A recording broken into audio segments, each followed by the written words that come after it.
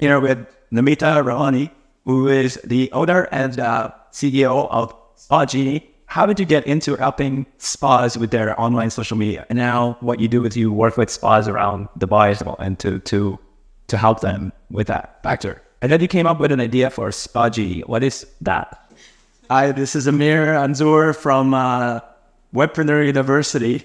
I'm sitting, and she's based out here in Dubai, and she helps spas manage their social media, do a lot of their marketing for them, and also has a business-to-consumer brand called Spa Genie, which helps customers get discounts and special deals on spas. So, Namita, thanks for being on. How did you get into helping spas with their online social media? Okay, it actually came out of my own desperate need of looking for a niche market. I'm running this online marketing company called Saloni Creations. And as I said, when I was looking for a niche market, I was looking at cafes, coffee shops, bookstores to probably customize my service for that. And being a spa lover, one of my visits to a spa, I realized how much did the spa did to hold me back. They didn't do anything to call me back for the treatment, nor did they try to sell me at that time or send me any products. It would have done a little bit of more effort. I would have actually gone back for another treatment if they had sent me a newsletter, maybe given me something when I was leaving, a voucher or something. That's when I realized that there's a niche here. They need spas to do something to engage with me. And why don't I help spas to do this? How, if spas can use online, like email marketing, to retain the customers, to keep sending them with offers and information to educate them with their services. The retainer or the customer will go back more to the same spa. Similarly, I find social media being a very important source of engaging with your audience and creating a dialogue. That's how I launched Spa Genie brand.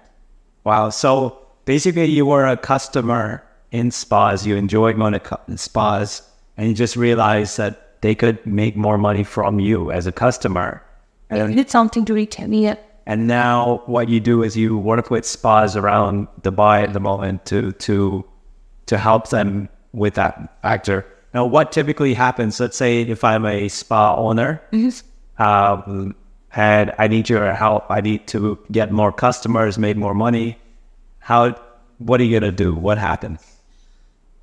What I did was, spa needs three things. First of all, they need to attract new people into the spa, keep holding them, new people into the spa. The second is to keep holding on the people they already have, their present regular customers, and make them come back.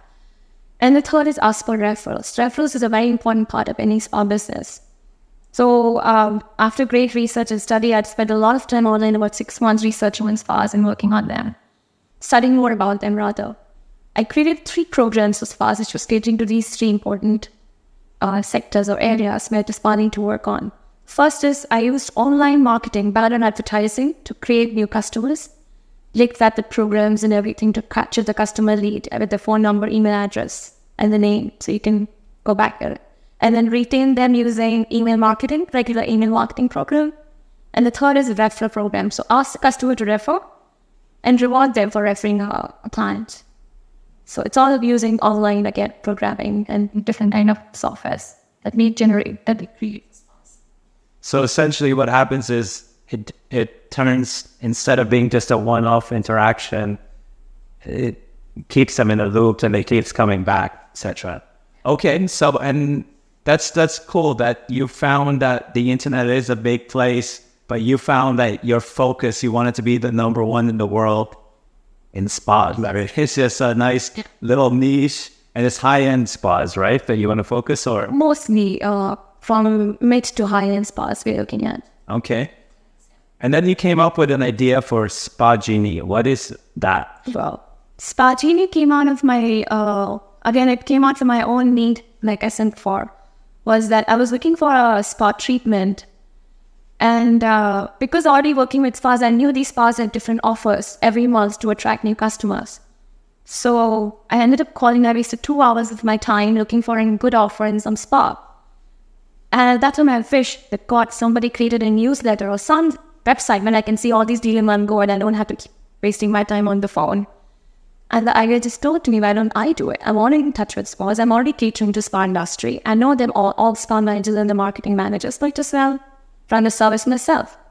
And I did a small little test. I pitched the idea to the spas that I was working with or visiting for regular business interactions. And most of the spa managers were very, very cooperative and they said, yes, sounds like a great idea. And we tried in the month of May 2010, we collected all the deals in April, and I launched this newsletter. And it seems it was not just my need, but it was everybody, all the women, whoever came to know about this really were required in this. They wanted to see all the deals in one go. And since then, our opt-in database is going in a very high number. Awesome. And what I also enjoyed talking to you this morning was, you're an entrepreneur, right? With multiple different ideas, etc.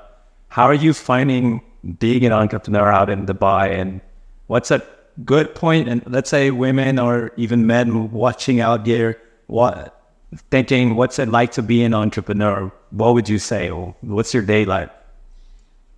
Okay, being an entrepreneur is amazing. It gives you freedom, independence, like you said. It brings in money. It brings in confidence. It makes me feel very proud about myself that I'm doing what I love to do. I love online marketing and I love working with spas. If any real estate company will come to me, I'll not accept their jobs anymore. Do what you're passionate about, like they say. So, I mean, it's a tough job.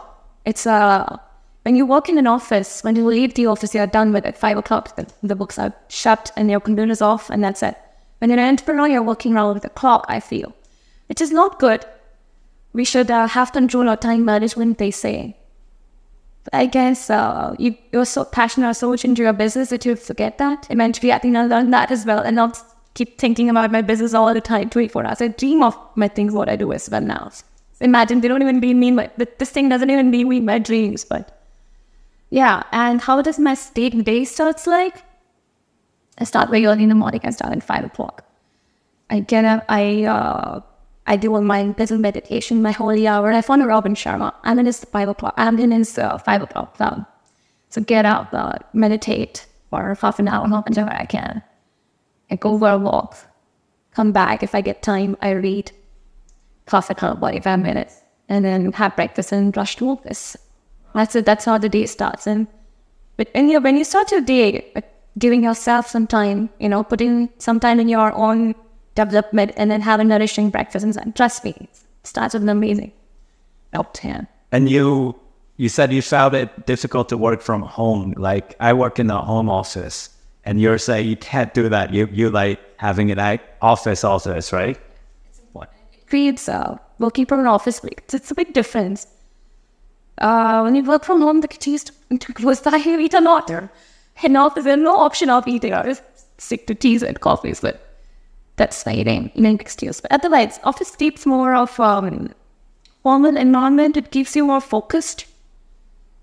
And it's more, now again, it's very individual. Many people like. Well, what I found, for instance, the kitchen thing, what I did is my kitchen is like empty, right? The only thing when I stock it is like healthy stuff like fruits or vegetables or whatever, because whatever's there, if I have Doritos, I'll eat the Doritos because it's like an excuse, like a smoker needs a cigarette break. People that work from home can go into the kitchen and they just eat, right? And then, yeah. Being a woman, it's easy for us to cook something. Then the time goes in that, Yeah. And then, but what I do find that's better about having an office is that you do separate your home and your work life a bit more, whereas when I work from home, you never get a new environment. It isn't the same. I think it also hampers your creativity to an extent, unless you work from different places and they will make you work. Yeah, I don't know. That's what I do. So, okay, cool. So, and in terms of if you could give some tips to people looking to start up their own sort of consulting business, let's say some sort of business where they have to get clients like you've been doing in a face-to-face manner, getting them to pay money to them, how would you advise them to start doing that? I've been reading a lot of inspirational and all this stuff, and the fact is people buy people. They're not buying your services. Services come next. They need to buy you first. First of all, whatever you're offering has to be genuine. Your thought has to be genuine. Your thought should be not to earn money from the end person. The money always comes automatically. And thought should be to bind to that person and to help him or her, whoever business you're trying to achieve.